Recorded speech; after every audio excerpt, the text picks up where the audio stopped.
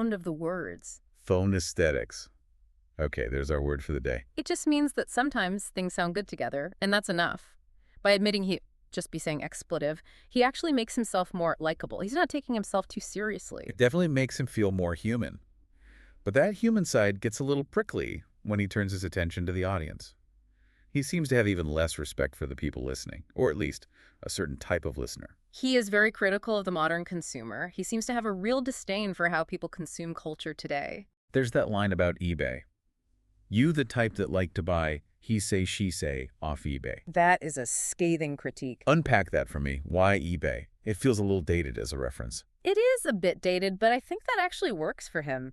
eBay is a marketplace for secondhand goods. It's where you go to bid on things other people have already used. Okay, I see. By saying people buy he say, she say, gossip off eBay, he's saying that modern audiences aren't getting the truth. They are bidding on used, recycled rumors. So it's the commodification of gossip, treating a rumor like a used pair of sneakers you find online. Exactly. He frames the audience as gambling nerds.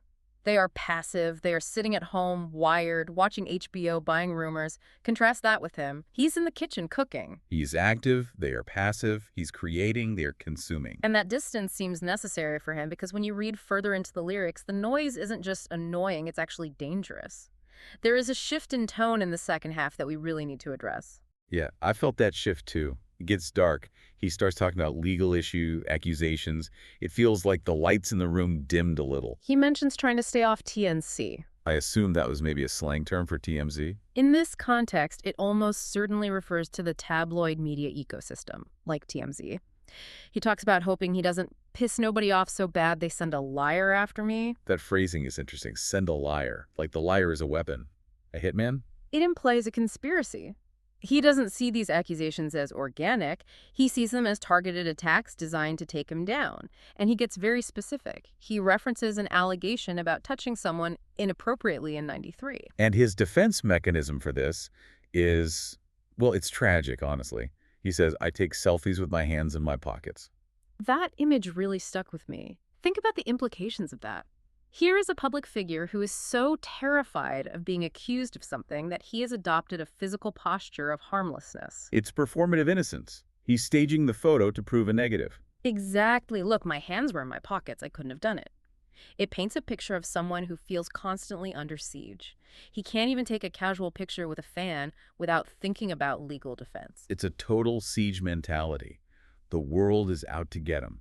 He even uses that one-word polygraph line, implying his word should be enough, but he knows it isn't, and then he brings in Beetlejuice. You dead and you ain't coming back, bitch Beetlejuice. Now, usually Beetlejuice. You say his name 3 times, and he appears. It's about summoning something. But here, Big O is using it to mean you're gone. He seems to be using it as a symbol of finality, perhaps ghosting. If you cross him, you are dead and you ain't coming back. You become a ghost. It's a warning shot.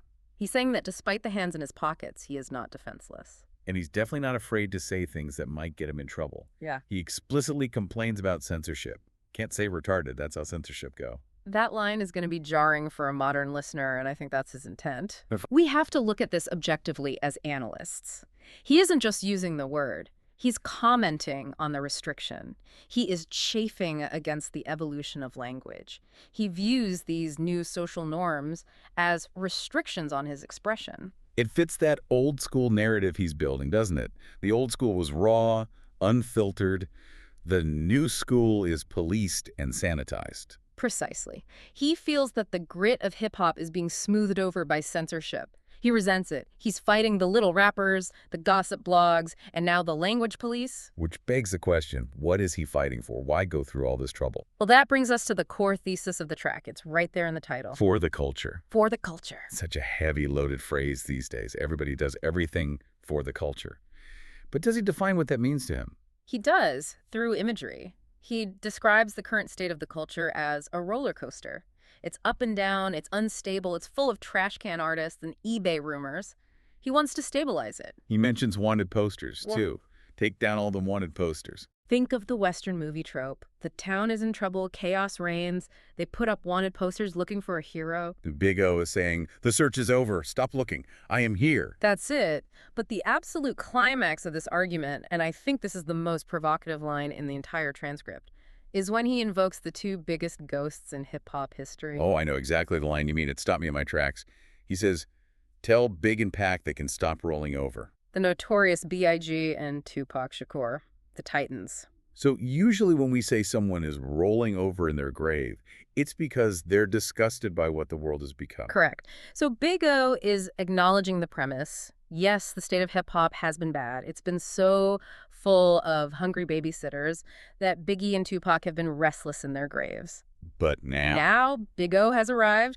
He is telling them, you can stop rolling over now. He is claiming that his presence, his skill is sufficient to restore the honor of the entire genre. He's telling the gods of hip-hop to rest easy because he's got the watch. That is incredibly bold. I mean, that is bordering on sacrilege in some circles. To tell Tupac, hey, don't worry, I got this. It is the ultimate assertion of legacy. He isn't just a participant in the culture, he is claiming to be its guardian. He is the big old soldier, ensuring that the standards set in the 90s are maintained. He really ties everything together, doesn't it? All the attacks on the younger generation, the defense of his resume, the complaints. It's all part of this mission.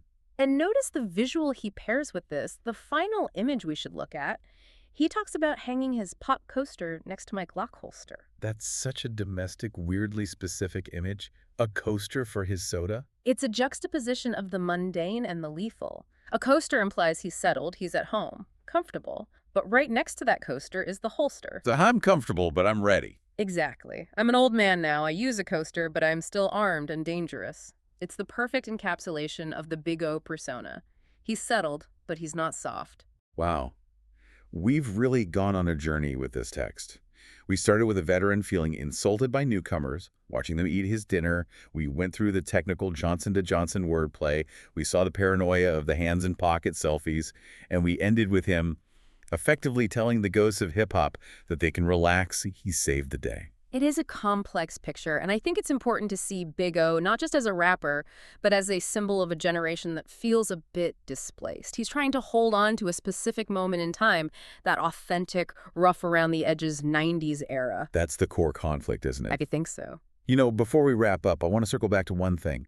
That moment of self-admission. Maybe this expletive just rhymes sometimes. The moment the mask slipped. Yeah. I want to leave our listeners with a thought on that. Yeah. We have this guy claiming to be the savior of the culture, but he also admits that sometimes he's just making it up as he goes along. Does that undermine his authority? Or is that spontaneity? Is that willingness to just say expletive, exactly the kind of raw energy that the culture was missing? That is the question. Is it randomness or is it jazz? Is it randomness or is it jazz? I love that. Something to think about. That's all for this deep dive. Thanks for listening. Take care, everyone.